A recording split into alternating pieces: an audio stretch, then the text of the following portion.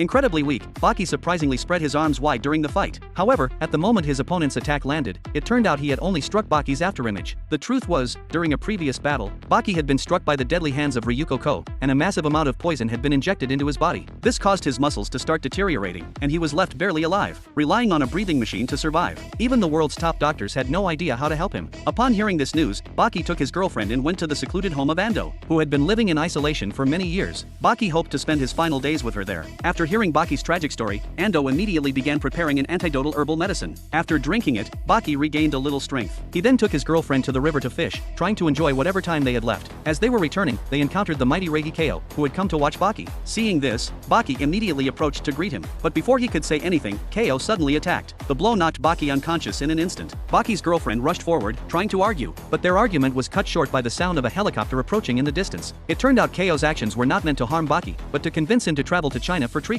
There, a grand boxing tournament was being held, featuring the best fighters from all over the world. If Baki wanted to rid his body of the poison once and for all, he had to enter the tournament and awaken his true power in the fight. But Baki's body was in no condition to participate in such a brutal competition. Seeing this, Ko requested his master's permission to allow Baki to compete. When his master learned that Baki was known as the strongest young warrior in history, he decided to test Baki's strength by sending Zhang Yangwang to challenge him. Upon seeing Baki in his weakened state, Zhang Yangwang was insulted. But what he didn't expect was that Baki, despite his frailty, opened his arms wide and stood there completely unguarded. Seeing this, Zhang Yangwang's anger flared. He rushed at Baki with a powerful punch, but all he hit was Baki's afterimage. In the next moment, Baki swiftly lifted Zhang Yangwang off the ground. Zhang struggled desperately, trying to break free, but no matter how hard he fought back, Baki's grip was unbreakable. Then, in an unexpected move, Baki let him down. This only fueled Zhang's rage, and he kicked out fiercely. But once again, he only struck Baki's afterimage. Before Zhang could react, Baki picked him up once more, leaving everyone watching in shock. Not willing to give up, Zhang Yangwang attacked again and again, but Baki easily countered every strike. Realizing the vast difference in strength between them, Zhang finally conceded.